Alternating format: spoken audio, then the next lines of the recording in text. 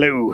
So, back again, this time with the Greatjoy 35mm T2.9 1.8x anamorphic lens. This is a prototype lens, which means that things are still changing. The image is not final. I do think that it is definitely heading in the right direction. This has quickly become my favorite in the set, which I didn't really expect, and that's a pleasant little surprise. It is a very smooth aperture ring. In fact, I think that it is a little bit smoother than the 50mm over there, and it has slightly softer stops, which is just really nice. The witness marks are now in meters and feet, which I know a lot of people are going to like, and it still has that really nice focus throw from the 50mm. The markings are engraved, they're not just painted on. You still get everything that you used to get in the previous box. So you have your fantastic metal lens caps. These are really nice. The only reason that I've swapped them out is because I've got 95mm adapters on there. You get a EF mount if you buy the PL mount version.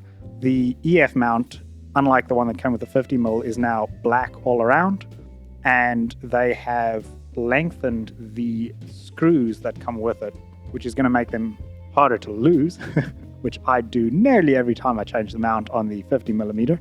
And they've also included a couple of extra screws, which is really nice to see. The PL mount on this version seems to fit a little bit more snug in the cameras, which I really appreciate. My 50mm was a little bit loose in the C500, not so loose that it was a problem by any means, but just, I noticed that it didn't quite get as, friction tight as I really wanted it to, and the rear element does not protrude as far back as the one on the 50mm, which means that you may have better luck putting this onto cameras with internal NDs and stuff like that. The lens is really well made and covers most of your sensor. I've tested it in open gate 4:3 mode, but if you do shoot 3x2, you'll probably have to crop the sides off a little bit, but that's somewhat normal with these lenses.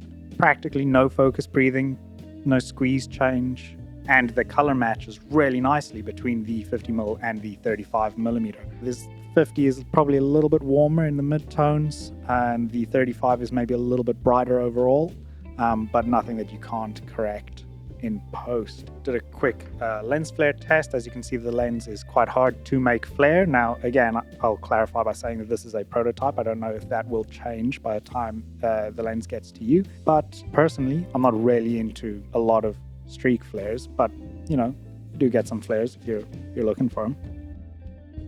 What else? I think that's all. So yeah, that's just been a little brief overview of the Greatjoy 35mm prototype that I have got here. I'm very thankful for the opportunity to take a look at it. Like I say, this has fast become my favorite of the set so far. Very excited to see how the 85 turns out. I'm really looking forward to that. The 85 is really going to make this a complete budget set of anamorphic lenses, and that's really exciting.